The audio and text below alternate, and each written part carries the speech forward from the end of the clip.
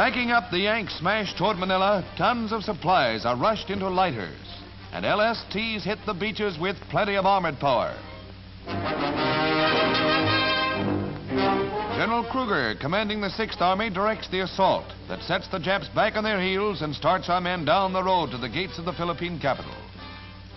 East of Lingayen, other forces swing north through the town of San Fabian toward Baguio, the summer capital.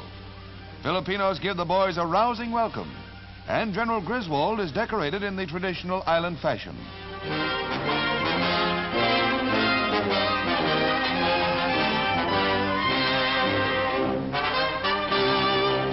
A ruined cathedral marks the progress of the battle, which doesn't interrupt prayers for continued Jap defeat.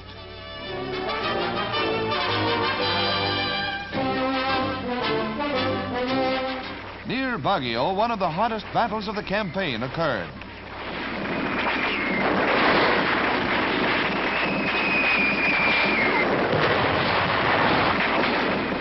The biggest percentage of our casualties during the opening drive happened here. These are Signal Corps pictures.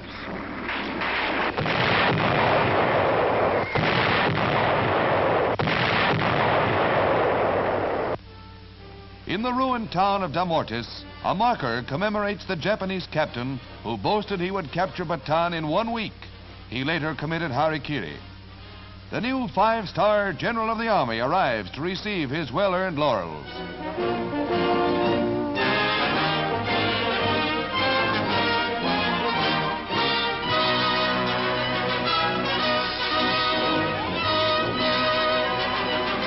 Everybody's out to welcome the conqueror.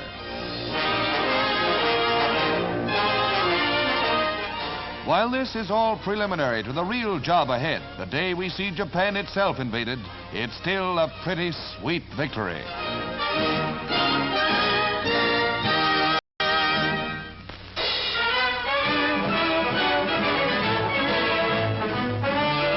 Gasoline and oil are the lifeblood of modern warfare, and our portable pipelines, laid through devastated villages and over terrain that was constantly open to enemy attack, brought fuel that spelled victory in France.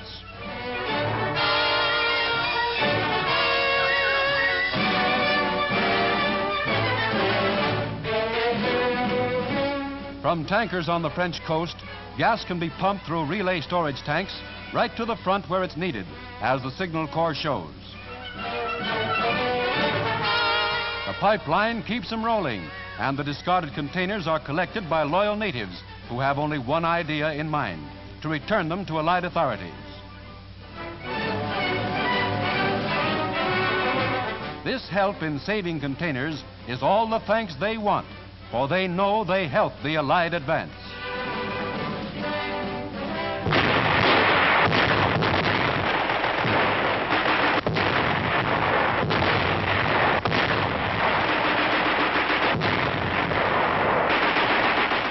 The advance of the British, Canadians, and Americans with the use of anti-tank devices flattens the bulge as a prelude to the Russian drive.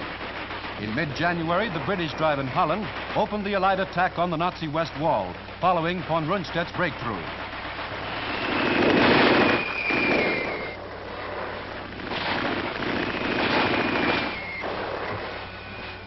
German victory signs were abandoned with Nazi hopes as they retreated.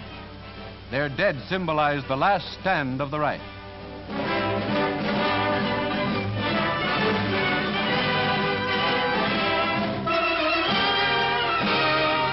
These captured Germans won't be seeing us in Berlin.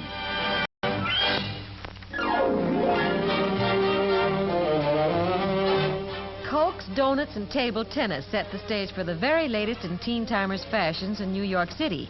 If you're a lady somewhere between the ages of 11 and 17, your heart will leap in anticipation at the preview of these inspired styles. For instance, for all year-round wear, here's a basque number trimmed in silk rickrack, accompanied by cute pigtail pixies.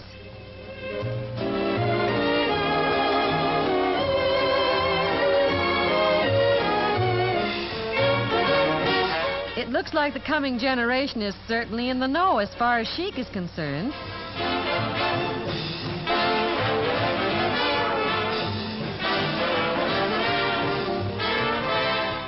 Accessories, of course, just like Mother and the big girls. Very fascinating.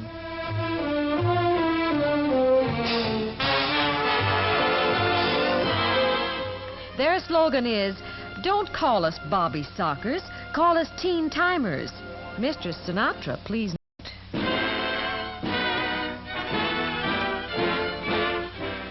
Here comes the bride. 10,000 times down under American servicemen have married Australian girls, and they formed a club for mutual help as they await transportation to their new homeland. Our soldiers came, these gals saw, and love conquered. Many have already come to the United States, but those waiting to sail make a bi-weekly visit to the American War Cemetery in Sydney to pay tribute to our soldier dead. They represent American wives, mothers, and sweethearts who have lost loved ones in this area.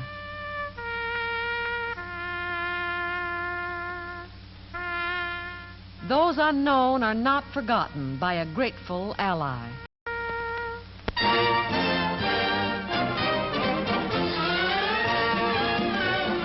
In Washington, the annual presidential ball is the highlight of the annual March of Dimes to raise funds for the fight on infantile paralysis. Hollywood stars include Joey Brown, the delight of servicemen in every theater of war.